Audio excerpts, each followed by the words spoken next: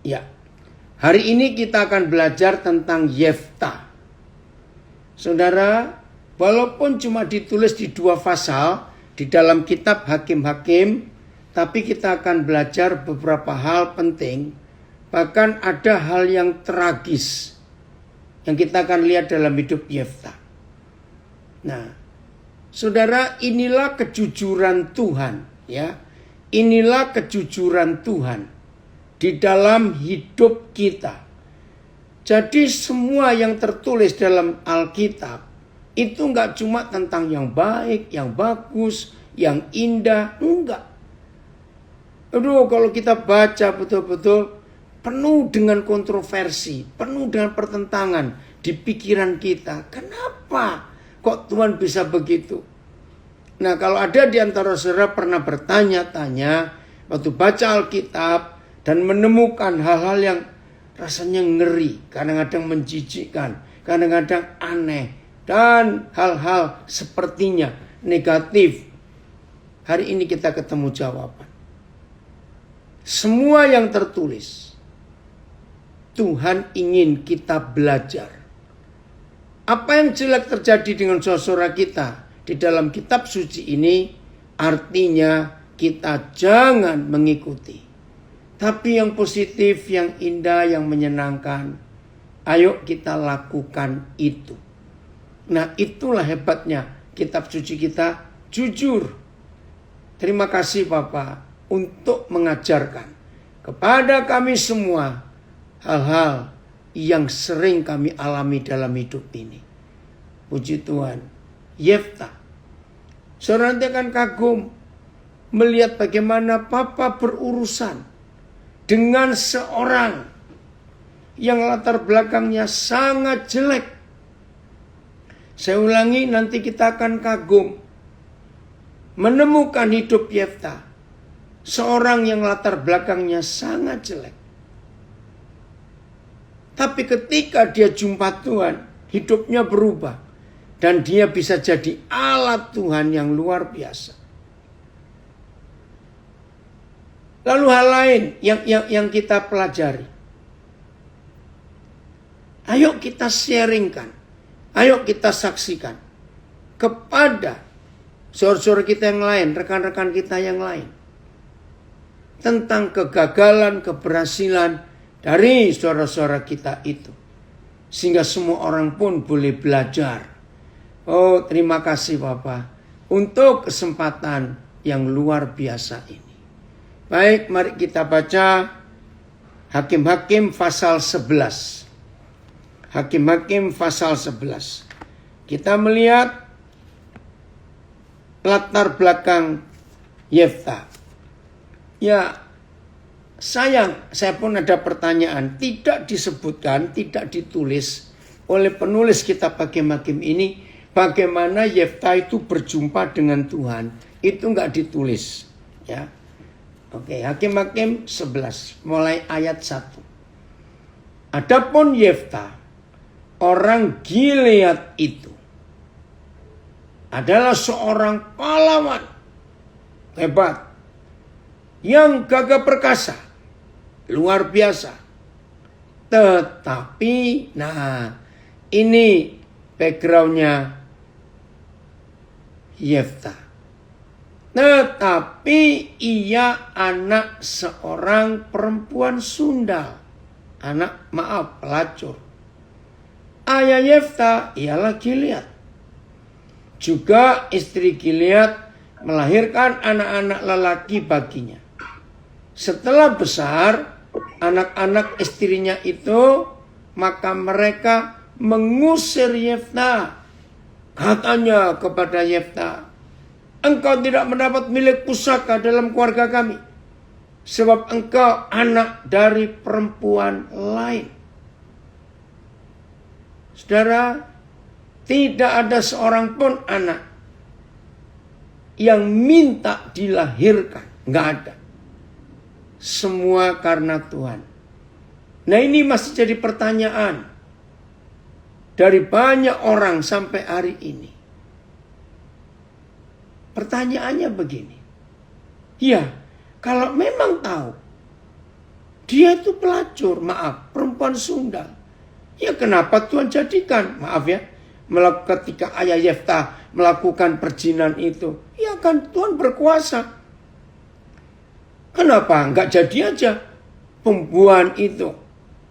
Begitu pula anak-anak hasil perkosaan. Pasti kita bertanya, ya kan Tuhan tahu itu diperkosa. Kenapa kok jadi pembunuhan? Saya percaya tidak sedikit, baik yang sudah menjadi murid Tuhan Yesus, apalagi yang belum, mempertanyakan pertanyaan-pertanyaan ini. Nah, jawabannya saudara, hukum Tuhan itu hukum Tuhan. Kalau orang Belanda berkata wet is wet, hukum itu ya hukum. Artinya begini, maaf, hubungan seks awalnya ya Bapa ciptakan supaya lahir anak-anak. Tapi hubungan yang benar, yaitu disahkan dulu sebagai suami istri. Nah, kalau ada orang melakukan hubungan suami istri, kalau saya pakai istilah hubungan seks, tapi yang melakukan bukan suami istri, hukum itu tetap berlaku. Baik melakukan hubungan suami istri, walaupun itu bukan suami istri, akan tetap lahir anak. Karena hukum. Mungkin ilustrasi yang paling gampang begini. Ada orang makan buah, atau burung biasanya, atau binatang lain. Nah, hukumnya benih yang ditabur, dijatuhkan ke tanah. Ya, seharusnya tumbuh dong, jadi pohon. Entah dibuangnya kemana, asal ketemu tanah, setipis apa tanah itu, maka benih itu harus tumbuh. Karena itu hukumnya. Contoh yang lain lagi. Orang berkata, banyak apalagi yang benci Tuhan, yang anti Tuhan. Tuhan, kenapa engkau nggak bisa menghentikan perang? Contoh itu ya, kenapa? Loh, yang mau perang kan manusianya, bukan Tuhan. Kenapa Tuhan gak bisa menghentikan perang? Tuhan gak bisa menghentikan perang karena yang mau perang itu kita, manusia ini. Nah, paling gampang ya tutup aja pabrik senjata. Maka kalau pabrik senjata ditutup, kan perang gak ada. Tapi gak segampang itu. Orang bisa nutup pabrik senjata. Betul tidak? Karena duit. Pabrik senjata itu uang. Betul tidak? Karena uang itu yang jadi tujuan utama. Jadi dalam hidup kita, jangan dikit-dikit menyalahkan Tuhan. Nah, sekarang begini. Siapa pernah berpikir pembunuhan? Ya, ini kalau diterus-teruskan pasti akan sampai kepada konsep ini. Ya, itu kan dibunuh oleh orang. Masa Tuhan gak bisa tetap membuat orang itu hidup? Boleh gak kalau saya teruskan pertanyaan-pertanyaan tadi? Kenapa? Ya sudah. Memang hukumnya begitu. Kalau kena bagian-bagian vital, jantung, paru-paru kena tusuk, kenapa? Atau kena tembak, ya mati. Atau kehabisan darah, ya sudah itu hukumnya. Nah, saya harap dengan konsep-konsep begini, saudara akan mengerti bahwa betapa Tuhan yang Maha Kuasa itu menghargai. Tolong, betapa Tuhan yang Maha Kuasa, Maha Dahsyat Dia menghargai manusia sedemikian rupa untuk kita kerjasama dengan dia. Saya harap saudara mengerti. Sehingga dalam kehidupan kita semuanya terjadi antara Tuhan dengan kita. Ada kerjasama yang baik. Satu contoh lagi. Orang beragama ya dalam konsep ini selalu menyalahkan Tuhan. Saya ulangi. Orang beragama seringkali menyalahkan Tuhan. Contoh, mengalami apa saja yang jelek, orang beragama berkata, oh ini kehendak Tuhan. Oh ini kehendak Tuhan. Oh itu sudah nasib. Enggak. Nah, kalau itu kesalahan kita, lalu terjadi sesuatu yang tidak baik, ya jangan salahkan. Jangan berkata, oh itu kehendak Tuhan. Enggak. Itu karena kita yang salah. Nah, disinilah jahatnya manusia. Kita seringkali enak saja menuduh Tuhan. Oh ini kehendak Tuhan. Tidak, saudara. Jadi dalam hidup kita perlu untuk kita mengenal dia. Puji Tuhan Mike. Sudah sehat ya, bisa bergabung di Facebook. Saudara yang dari Korak, saudara kita Mike dari gabung. Puji Tuhan. Dari Manokwari, Buru Dedaida, puji Tuhan. Kita lanjutkan untuk kita belajar ini. Nah, Yefta itu anak dari seorang perempuan Sunda. Nah, disinilah tugas kita sebagai murid-murid Tuhan Yesus untuk kita menjadi wakil Tuhan dan menyelamatkan orang-orang yang seperti Yefta ini dalam hidupnya. Nah, apa yang terjadi kalau ada seorang anak? Perhatikan apa yang terjadi kalau ada seorang anak yang mengalami seperti Yefta ini. Mari kita yang tahu, kita boleh jadi berkat buat anak itu atau orang itu. Karena rencana Tuhan tetap baik. Ya, izinkan saya mengatakan kalimat ini.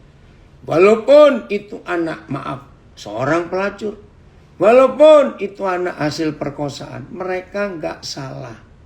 Yang salah adalah kita, orang tuanya ini. Maka itu anak-anak seperti itu harus kita selamatkan. Dan jangan kita bully atau kita ejek, kita tuduh. Enggak. Maka itu dalam tulisan kitab-kitab suci, saya selalu menentang. Anak Aram, enggak ada. Enggak ada anak Aram. Lalu, maaf ini jangan tersinggung. Saya berkata, bapak haram yang ada. Bukan anak Aram. Maka itu jangan salahkan mereka. Kita harus bertanggung jawab untuk itu. Nah, kecenderungannya anak-anak yang seperti itu, kecenderungannya ya kita nggak bisa salahkan mereka. Karena dari kecil disakiti. Saudara lihat kembali ayat yang kedua tadi. Yefta diusir oleh anak-anak sah dari ayahnya dengan istri sahnya. Nah, Yefta kan mamanya bukan istri sah. Lihat itu ayat 2. Maka mereka mengusir Yefta, katanya kepada Yefta, engkau tidak mendapat milik pusaka dalam keluarga kami, sebab engkau anak dari perempuan lain. Oh, tersakiti betul Yefta ini. Karena diusir, ya pasti pergi. Nah, hal ini terjadi sampai sekarang. Maka larilah Yefta dari saudara-saudaranya itu dan diam di tanah Tob. Sebuah tempat, sebuah daerah Di sana berkumpullah kepadanya petualang-petualang yang pergi merampok bersama-sama dengan dia. Aduh, menyedihkan sekali keadaannya karena tertolak. Jadi saudara, ketika kita sebagai gereja Tuhan tidak mau menyelamatkan anak-anak seperti itu, ingat, cuma ada satu di antara dua. Tuhan yang menangkap mereka lewat kita, atau setan yang menangkap mereka. Ada komen dari Palangkaraya. Aku dengar pertama kali tentang Bapak Haram ini tahun 87 di Langensari, Ungaran. Betul Yohanes, karena itu prinsip yang kami pakai dari pelayanan bersama di Surabaya. Puji Tuhan, ayahnya itu mempunyai juga anak-anak lelaki yang lain dari istrinya yang sah. Setelah anak-anak itu dewasa, mereka mengusir Yefta dari rumah. Kata mereka kepadanya, kata mereka kepadanya, kau tidak akan mendapat warisan apa-apa dari ayah kami, sebab kau anak dari wanita lain. Kadang-kadang gereja memandang rendah keturunan dari anak-anak yang tumbuh di lingkungan yang tidak baik. Maka itu kita harus bertobat. Ya. Ayat Yefta melarikan diri dari suara-suaranya dan tinggal di tanah Top. Orang-orang yang tidak berguna berkumpul dengan Yefta dan pergi merampok bersamanya. Oh Tuhan, tolong kami. PS, karena itu Yefta berpisah dari suara-suaranya, lalu pergi dan tinggal di daerah Top. Di sana segerombolan penjahat bergabung dengan dia, lalu mereka pergi merampok sama. Nah, saudara, sejak tahun 70-an, oh terima kasih Yani, BIMK ya. Sejak tahun awal 80-an, ketika Tuhan mempercayakan saya untuk menangani anak-anak korban narkoba dan korban kerusakan keluarga. Saudara, di situ saya belajar. Maka itu ayat 3, Hakim-Hakim 13 ini sangat luar biasa. Begini luar biasanya. Maaf ya. Maka itu para pendeta, para gembala, kita harus belajar. Tolong, saya pakai istilah orang-orang gereja. Perhatikan fakta ini.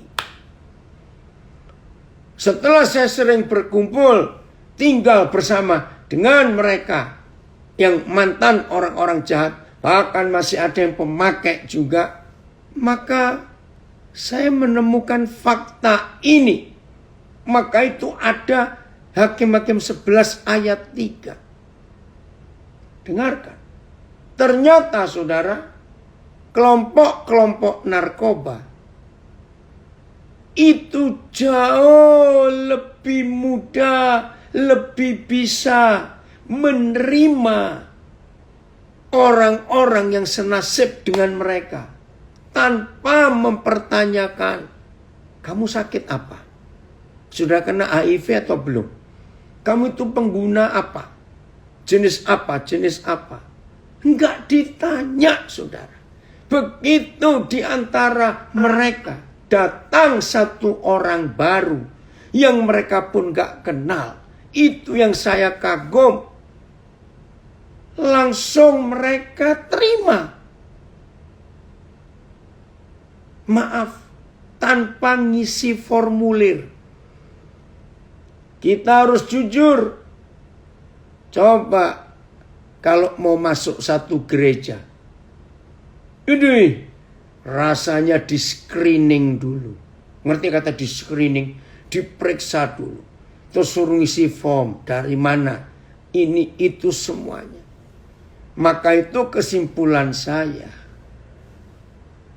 Ternyata kelompok-kelompok penjahat yang kita katakan penjahat, atau istilah lebih kasar lagi, sampah-sampah masyarakat itu, seperti Yefta ini buktinya. Ternyata mereka lebih gereja dari gereja itu sendiri. Mengerti kalimat ini? mereka itu lebih nyata kasih Yesus yang mereka praktekkan untuk saling menerima daripada masuk dalam satu gereja. Mari kita bertobat. Ini yang kita harus pikirkan. Hari-hari ini setan makin kurang ajar. Maka kita tahu pasti di sekitar kita ada banyak Yefta yang lain.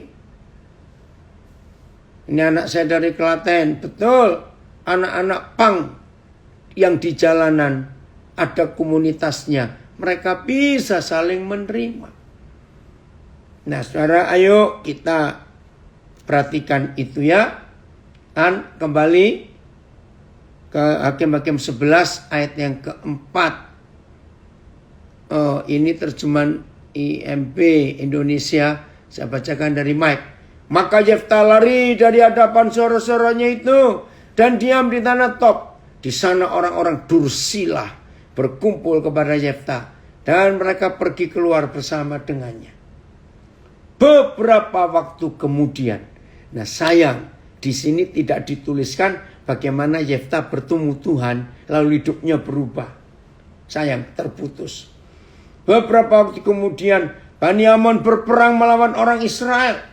Dan ketika Bani Amon itu berperang melawan orang Israel, pergilah para tua-tua Gilead menjemput Yefta dari tanah Top. Nah, nanti kita akan melihat tulisan ini, kisah Yefta ini yang sering terjadi dalam hidup gereja. Kita lihat nanti. Kata mereka kepada Yefta, mari jadilah panglima kami dan biarlah kita berperang melawan Bani Amon. Oh, hari-hari itu keluarga dari tanah Gilead mengalami masalah besar. Bani Amon menyerang mereka. Mereka nggak punya pemimpin. Mereka nggak punya panglima perang. Nggak tahu bagaimana mereka bisa ingat Yefta. Tetapi kata Yefta kepada para tua-tua Gilead itu, bukankah kamu sendiri membenci aku dan mengusir aku dari keluargaku? Nah, ketahuan. Ternyata nggak cuma keluarga kandung Yefta, saudara-saudara tirinya, ternyata masyarakat juga mengucilkan dia. Oh saudara, hal ini terjadi sampai hari ini. Karena kita merasa orang suci, orang benar. Maka begitu ada orang salah, orang jahat, kita langsung singkirkan mereka. Mengapa kamu datang sekarang kepadaku? Pada waktu kamu terdesak. Wajar Yefta berkata seperti itu. Kemudian berkatalah para tua-tua Gilead kepada Yefta, memang kami datang kembali sekarang kepadamu. Ikutlah kami dan berperanglah melawan Bani Amon. Maka engkau akan menjadi kepala atas kami, atas seluruh penduduk Gilead. Kata Yefta kepada para tua-tua Gilead, jadi jika kamu membawa aku kembali ya ke keluarganya di tanah Gilead untuk berperang melawan Bani Amon dan Yahweh menyerahkan mereka kepadaku, maka akulah yang akan menjadi kepala atas kamu.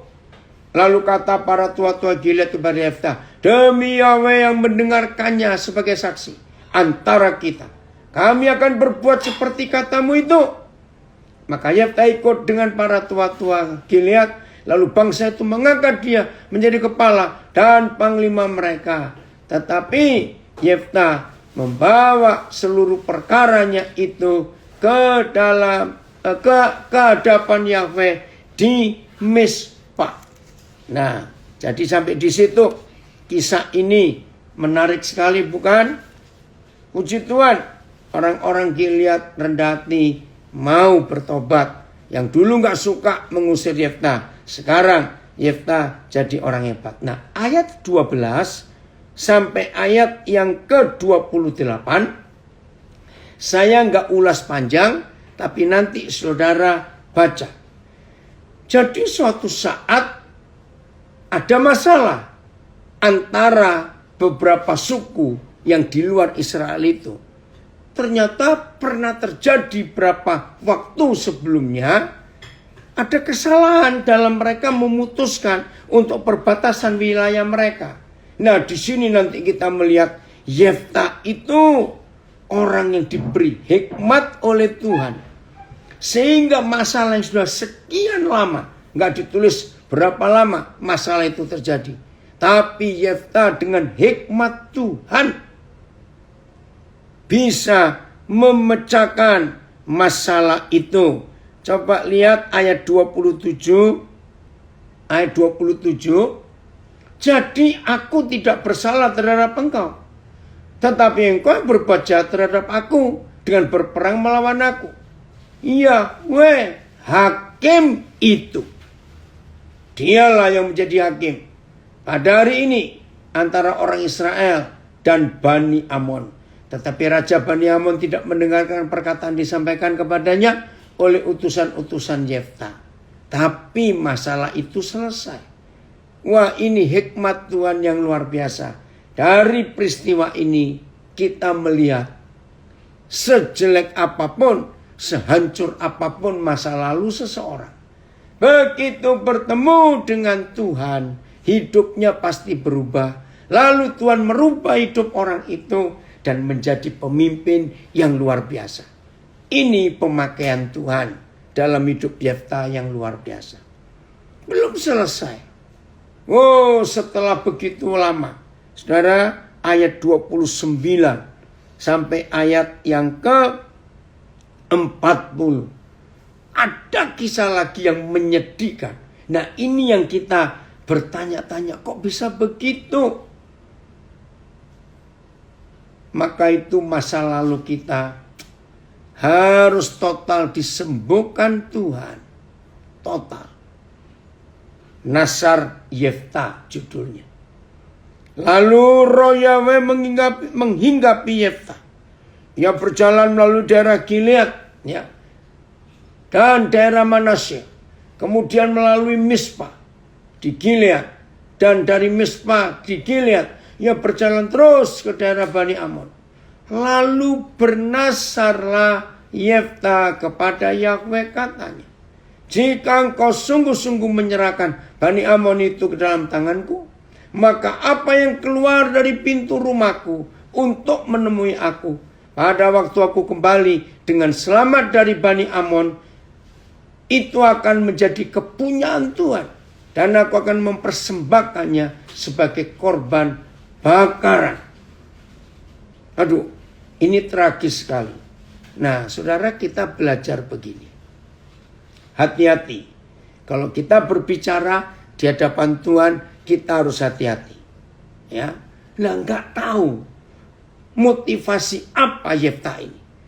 Saya sampai hari ini belum menemukan kenapa dia harus ngomong begitu sebagai nasarnya kepada Tuhan. Karena begitu baik hatinya, dia ingin menyenangkan hati Tuhan, ingin mempersembahkan yang terbaik buat Tuhan. Nah, dia pikir yang keluar dari rumah itu nanti ternaknya. Ya, karena dia juga punya ternak. Tapi yang keluar dari rumah menyambut dia justru anak perempuan. Dan itu anak satu-satunya. Bukan Tuhan kejam.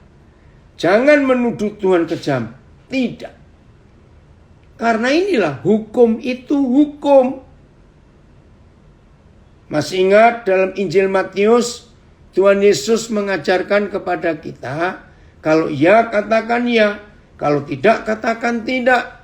Maka selebihnya itu dari si jahat. Bahkan Tuhan Yesus pun berkata, perkataan kita ini nanti yang akan bersaksi kepada kita di hari penghakiman. Perkataan kita ini.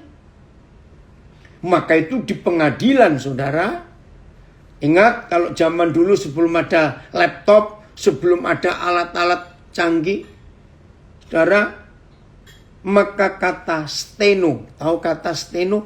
Itu kalimat singkatan-singkatan. Itu diperlukan di pengadilan. Jadi di pengadilan itu, kalau saya lihat zaman dulu, selalu ada orang yang pakai mesin tik, mengetik semua yang diucapkan. Baik dari hakim, dari terdakwa, dari saksi, dari penuntut umum. Terus. Nah itu harus pakai steno supaya cepat. Sebab sistem pengadilan itu sampai hari ini yang akan menentukan hukuman itu berat atau ringan, bebas atau bersalah, itu tergantung kata-kata yang diucapkan di pengadilan itu. Nah, Yefta nggak bisa menarik balik nasarnya kepada Tuhan. Jadi jangan anggap Tuhan kejam. Ya masa Tuhan nggak bisa mengganti? Masa anak dikorbankan? Memang ngeri dalam hal ini. Tapi inilah keadilan Tuhan. Ya, di sini kita belajar. Hati-hati dengan mulut kita. Kalau kita bicara, jangan sampai dengan perkataan kita, maka kita akan diadili dan dinyatakan bersalah. Aduh, itu menyedihkan sekali kalau seperti itu. Jadi, jaga mulut kita. Nah, bagi saudara yang belum puas dengan ini, berjuang sendiri, minta Roh Kudus menjelaskan. Jadi apa yang saya pelajari lewat kasus Nasarnya Yefta ini, hati-hati kalau bicara. Walaupun yang unik itu kan lalu Roh Yahweh menghinggapi Yefta. Kan ada Roh Kudus dalam hidupnya. Nah itu juga yang kita harus hati-hati. Apalagi kalau kita diurapi oleh Roh Kudus. Harus berhati-hati dalam semua perkataan kita. Karena itu yang akan mengadili kita. Ya, hukum itu hukum.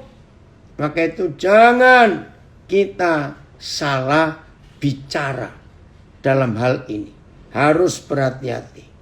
Nah, terus pasal 12 ya, ayat 1 terjadi waktu itu ya perdebatan antara orang-orang dari suku Efraim. Ya, saya akan baca. Dikerahkanlah orang Efraim. Hakim-Hakim 12 ayat 1. Dikerahkanlah orang Efraim. Lalu mereka bergerak ke Safon. Dan mereka berkata kepada Yefta, mengapa engkau bergerak untuk memerangi Bani Amon dengan tidak memanggil kami untuk maju bersama-sama dengan engkau? Sebab itu kami akan membakar rumahmu bersama-sama kamu. Tetapi jawab Yefta kepada mereka, aku dan rakyatku telah terlibat dalam peperangan yang hebat dengan Bani Amon. Lalu aku memanggil kamu, tapi kamu tidak datang menyelamatkan aku dari tangan mereka. Ayat 3. Ketika kulihat bahwa tidak ada yang datang menyelamatkan aku, maka aku mempertaruhkan nyawaku. Dan aku pergi melawan Bani Amon itu. Dan Yahweh menyerahkan mereka ke dalam tanganku. Mengapa pada hari ini kamu mendatangi aku dan berperang melawan aku? Saudara, sepertinya begitu hebat Yefta dipakai oleh Tuhan. Tapi kok rasanya ada saja masalah yang dihadapi itu. Mari kita lihat satu ayat ini. Kolose 3 ayat 25. Inilah bentuk keadilan Tuhan. Kolose 3 ayat 25. Terus kita belajar untuk mengenal isi hati Bapa.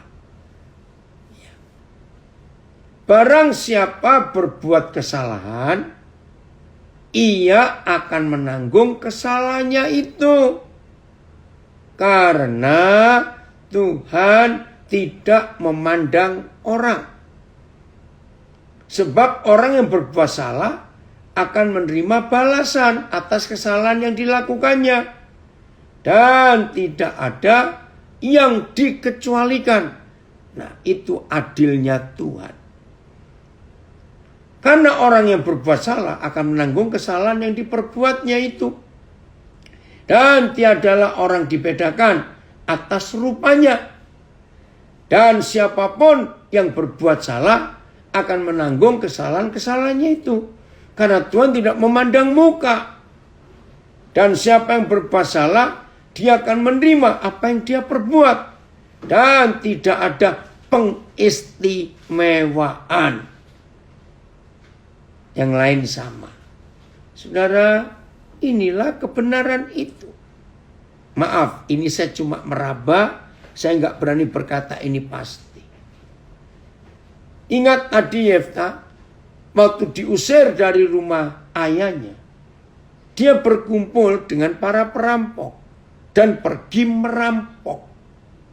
Nah, saya cuma berkata, mungkin ada hal itu.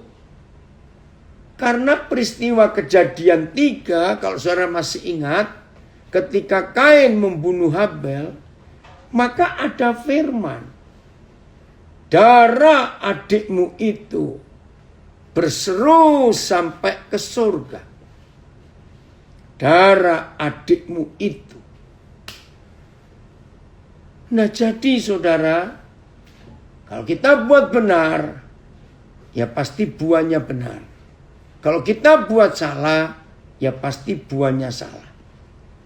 Jadi lagi sekali, saya tidak menuduh, ya, tapi kira-kira. Kenapa ada hal seperti itu? Oh, FAYH ya.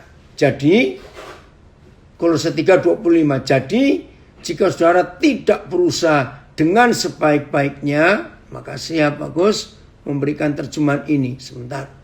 Jadi jika saudara tidak berusaha dengan sebaik-baiknya bagi dia, ia akan membayar saudara dengan cara yang tidak saudara sukai. Sebab tidak ada orang yang diistimewakannya. Sehingga tidak seorang pun boleh berlalai-lalai dalam melaksanakan tanggung jawabnya. Terima kasih untuk terjemahan FAYH ini. Iya, jadi setiap kita. Nah, jadi ini cuma perkiraan saya saja. Kenapa Yefta begitu banyak masalah yang dihadapi dalam hidupnya, walaupun dia dipakai Tuhan. Nah, saudara jangan takut. Pembelaan Tuhan tetap ada. Karena kalau saudara baca sampai hari akhir hidup Yefta, Tuhan memang menggenapi janjinya. Ya, betapa hebat pernyataan Tuhan itu dalam hidup Yefta. Oke, kita tinggalkan Yefta. Jadi mari hari ini kita mencari Yefta-Yefta yang lain selama kita hidup ini, untuk kita menjadi berkat buat mereka semuanya. Karena begitu banyak anak-anak yang tertolak di sekitar kita yang bukan karena salah mereka. Maka itu kita harus melindungi, kita harus menjadi papa buat mereka, kita harus menjagai, mengasihi mereka, kita harus memenuhi apa yang mereka belum dapatkan dalam hidup mereka. Lewat saudara, lewat saya, mereka semuanya akan menerima berkat Tuhan yang luar biasa. Terima kasih Tuhan untuk kepercayaan Tuhan buat kami semuanya, menyelamatkan Yefta-Yefta yang lain yang ada di sekitar kita ini. Jadi begitu Tuhan melihat saudara dan saya selalu siap untuk menjadi berkat buat mereka, maka Tuhan pasti akan mengirimkan mereka-mereka itu. Ini anugerah Tuhan yang luar biasa, ya. Jadi meski dipakai Tuhan, juga harus mempertanggungjawabkan ya benih yang dulu kita sebar. Nah, suatu kali saya betul-betul mendesak Tuhan. Terus sampai kapan? Roh Kudus menjawab, kalau kita menanam benih dan benih itu salah, akhirnya keluar pohon yang salah dan pasti buahnya juga buah yang salah. Nikmati buah itu walaupun gak enak. Ini hikmat dari Roh Kudus. Nikmati buah itu walaupun gak enak. Percayalah, kalau kita sudah nikmati, buah itu habis sendiri dan pohonnya mati. Puji Tuhan untuk pengertian itu. Jadi pohonnya habis karena buahnya sudah habis kita makan. Hebat bukan?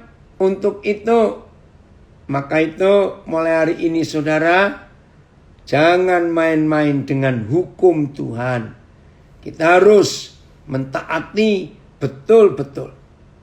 Apa yang kita tabur akan kita tuai. Tuhan menolong kita untuk mampu menghabiskan buah yang tidak enak karena perbuatan kita yang dulu. Buahnya habis, pohonnya mati, selesai. Puji Tuhan untuk itu. Dan jangan menyalahkan Tuhan dalam hal ini. Oke, kita lihat ya ada komen. Nikmatilah ketidaknikmatan itu dengan senikmat-nikmatnya. Nanti selesai.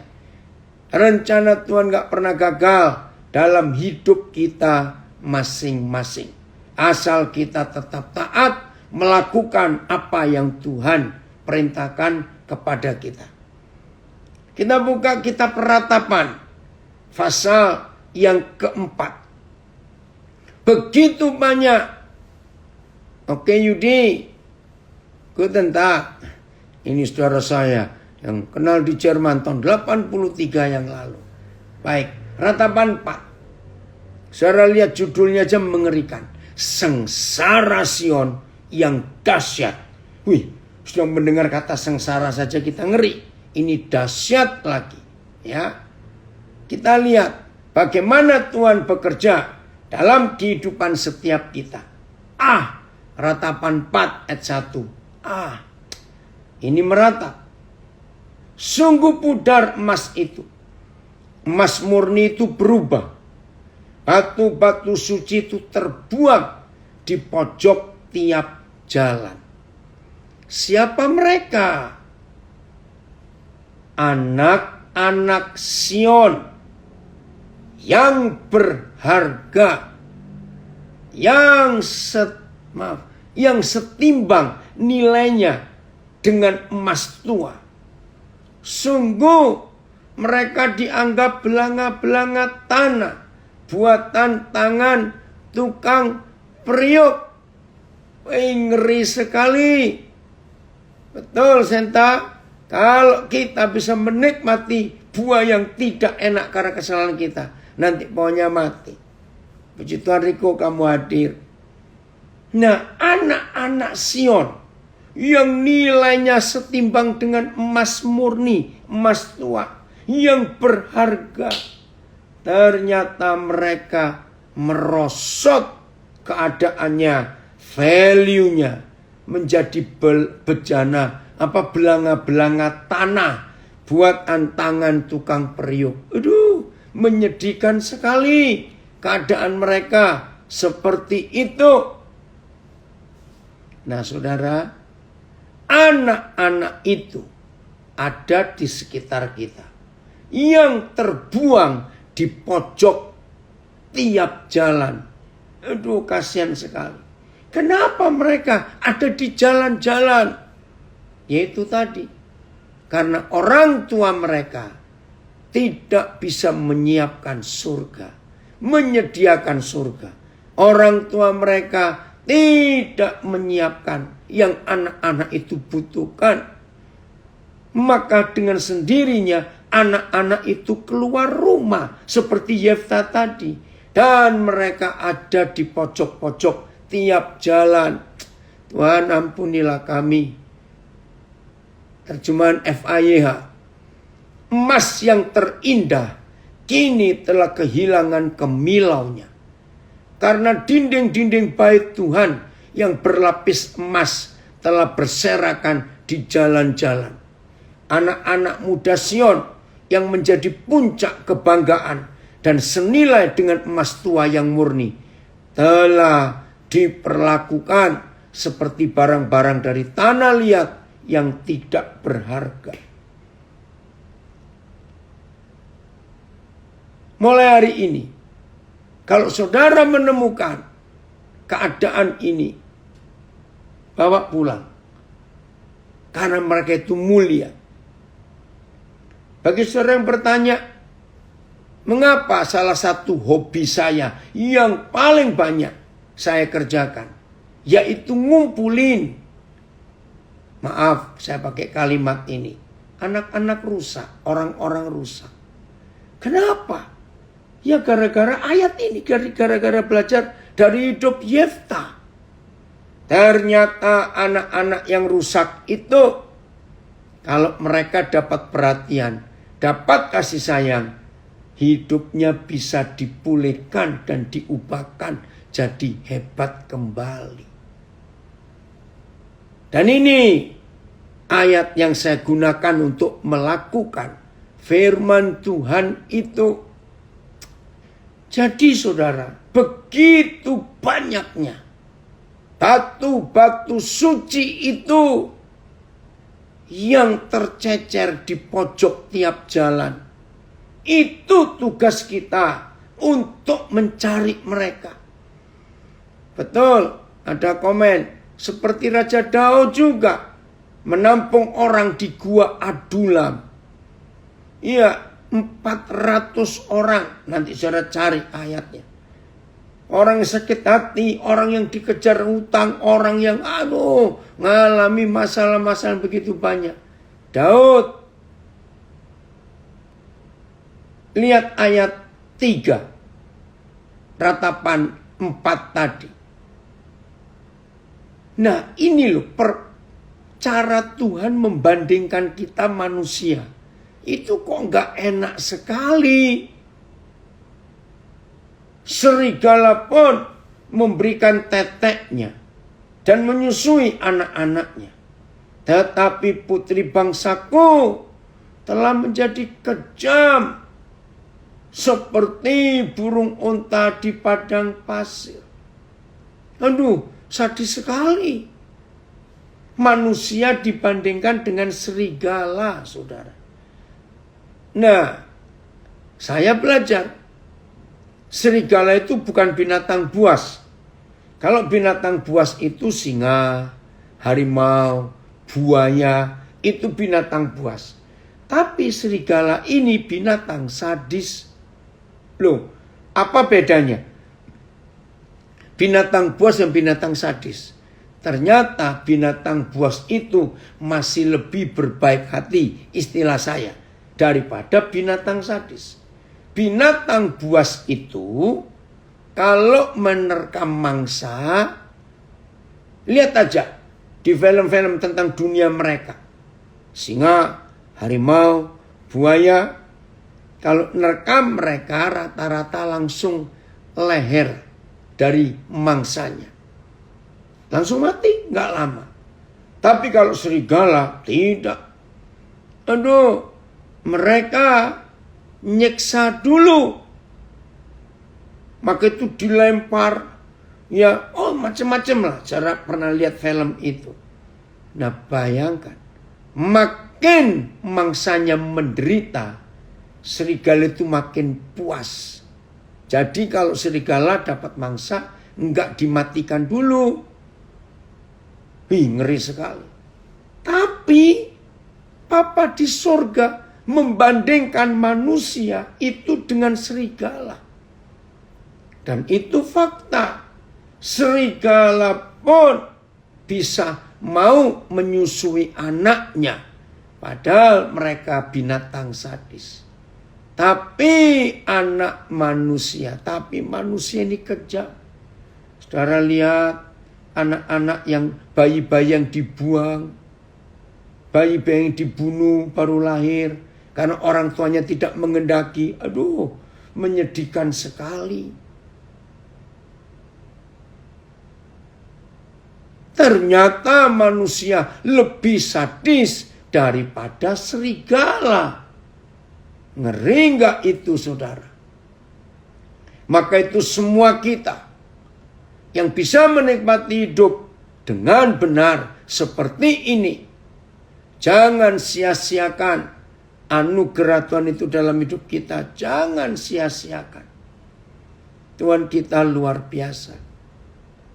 Syukuri anugerah Tuhan yang hebat itu. Syukuri. Jadi Tuhan akan menyelamatkan mereka lewat kita, anak-anaknya. Terima kasih bagus untuk komen ini. Jadi siap ya untuk kita jadi jawaban, jadi berkat untuk mereka. Ratapan 5. Coba ratapan 5. Ayat 1. Ratapan 5 ayat yang pertama. Ya. Judulnya doa untuk pemulihan. Nah, gereja-gereja yang selalu mengadakan doa-doa pemulihan, ya, doa syafaat, doa keliling, doa ini, doa itu, pokoknya untuk pemulihan. Hari ini saudara yang punya pelayanan doa pemulihan, kemana-mana doa pemulihan, kiranya mulai hari ini saudara merubah yang saudara doakan. Itu bukan lingkungannya, suasananya, tempat-tempatnya, tidak.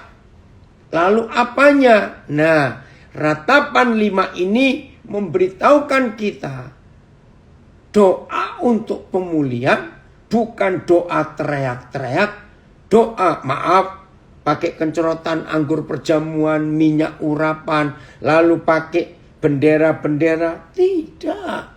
Terus keliling-keliling jalan, enggak ternyata. Doa untuk pemulihan itu adalah sebuah tindakan. Ada satu generasi, ada satu kelompok yang harus dipulihkan. Maka kalau kelompok itu dipulihkan, semuanya pasti dipulihkan. Ingatlah ya Yahweh, apa yang terjadi atas kami. Pandanglah dan lihatlah akan kehinaan kami. Aduh, siapa mereka ini? Milik pusaka kami beralih kepada orang lain. Rumah-rumah kami kepada orang asing. Ratapan 4 dan ratapan 5 ternyata sebuah konsep kebenaran. Ketika setan merusak manusia, maaf saya pakai kata ini, dengan free sex, lalu lahirlah anak-anak yang seperti Yefta tadi. Saya ulangi, siapa mereka yang ada di ayat 1 dan ayat 2 ratapan 5? Saya baca lagi ya. Ingatlah ya Yahweh, apa yang terjadi atas kami. Pandanglah dan lihatlah akan kehinaan kami. Milik pusaka kami beralih kepada orang lain. Rumah-rumah kami kepada orang asing. Siapa ini?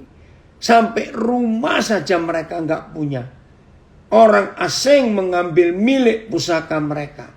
Mereka terhina. Mereka terbuang. Ayat 3 mulai kelihatan siapa mereka. Kami menjadi anak yatim, fatherless. Nah, ketahuan sekarang. Inilah Yefta-Yefta yang ada di sekitar kita. Anak-anak yatim itu tak punya bapak. Dan ibu kami seperti janda.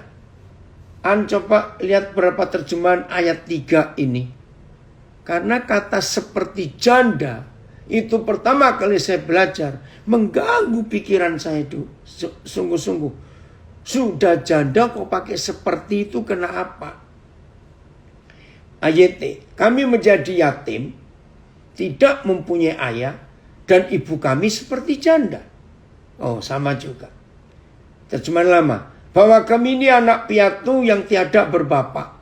Dan ibu kami pun seperti perempuan janda adanya. Ayah kami telah dibunuh musuh. Kini ibu kami janda dan kami piatu. MILT. Kami yatim, tak berayah. Ibu-ibu kami seperti janda. Ya, semuanya seperti janda. Baik, kita akan melihat ini. Begini arti seperti janda. Kenapa kalau janda kok nggak dikatakan langsung janda? Oh, F.A.Y.A telah menjadi janda. Betul. Ya. Jadi paling banyak kata seperti janda. Ternyata begini. Ya. Kalau janda itu ya seorang perempuan sudah menikah, lalu entah diceraikan suami atau suaminya meninggal. Nah itu janda. Tapi kalau seperti janda, dikatakan tidak menikah, tapi ada anaknya. Tapi anaknya nggak ada bapaknya. Ternyata mereka tidak menikah. Maka itu nggak bisa dikatakan janda. Walaupun ada anaknya dan nggak ada bapaknya. Saya harap saudara mengerti ya. Jangan bingung dengan kalimat ini. Jadi itulah korban free sex. Seks bebas. Sedih sekali. Maka itu pria-pria jaga diri kita dalam nama Yesus.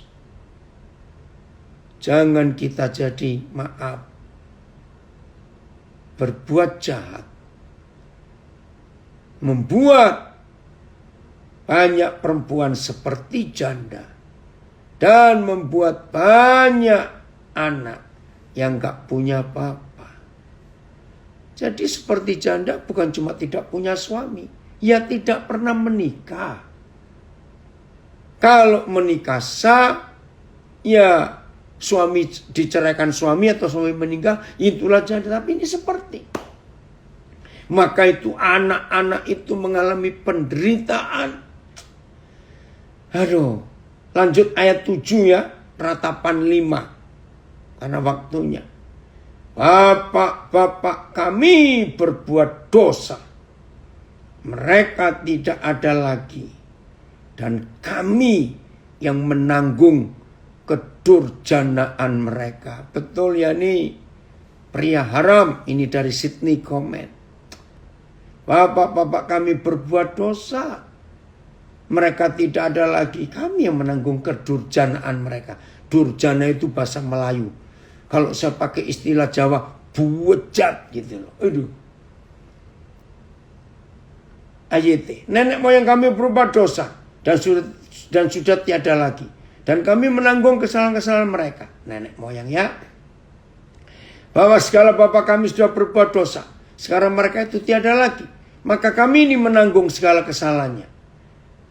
Leluhur. Oh semuanya pakai kata leluhur. Oke, saya nggak bacakan itu.